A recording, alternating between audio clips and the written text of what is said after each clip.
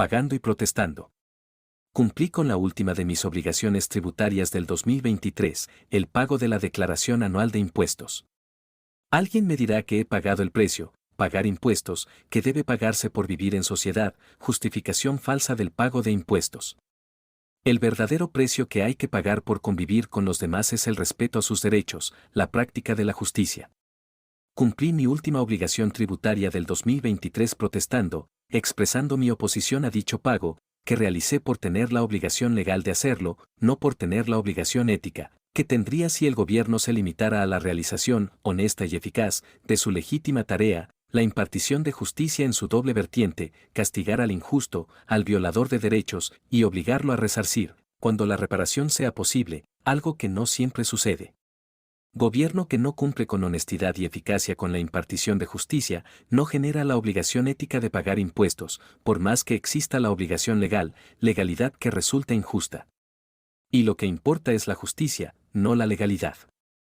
En 2023 pagué impuestos por trabajar, impuesto sobre la renta, por comprar bienes y servicios, impuesto al valor agregado, y por poseer patrimonio, tenencia vehicular y predial, y en los dos últimos casos sujeto a una doble tributación, la primera al pagar impuestos por haber trabajado, por haber generado ingresos, la segunda por haber comprado, con parte de mi ingreso disponible, el que me quedó una vez que pagué el impuesto sobre la renta, bienes y servicios, y por poseer patrimonio. Cualquier impuesto se paga con el ingreso del alguien, con el producto de su trabajo, y solo se justifica una tributación, algo que no sucede. ¿Por qué permitimos tales excesos tributarios? Repito la pregunta, ¿por qué permitimos tales excesos tributarios, sobre todo con gobiernos que ni remotamente cumplen con su tarea esencial, la única que genera la obligación ética de pagar impuestos, que es la impartición de justicia, que se compone de los siguientes componentes: prohibir la violación de derechos, prevenirla y, de fallar, castigar al violador y obligarlo a resarcir? ¿Cómo andamos en México en materia de impartición de justicia? ¿Qué tanta justificación ética, al margen de la legal, tiene el gobierno para exigir el pago de impuestos? ¿Qué tanta obligación ética, al margen de la legal, tenemos los contribuyentes de pagar impuestos? En México el gobierno, y no solo el actual, también los anteriores, ha fallado en la realización de su tarea esencial, la impartición honesta y eficaz de justicia, pero con el actual se ha agravado la situación, comenzado por el abrazos, no balazos, lo cual implica negar la tarea esencial del gobierno, repartir balazos, el uso legítimo de la fuerza, para garantizar el respeto a los derechos de los ciudadanos, es decir, la práctica de justicia, Estado de Derecho, que es Estado de Justicia.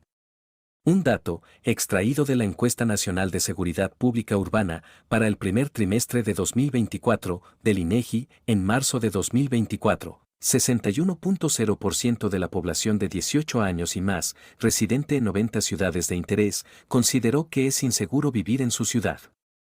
61.0% el total, 66.5% mujeres, 54.6% hombres. En diciembre los porcentajes fueron 59.1, 64.8 y 52.3. ¿Estado de Derecho? ¿Estado de Justicia? No. Arturo Damar no presentó.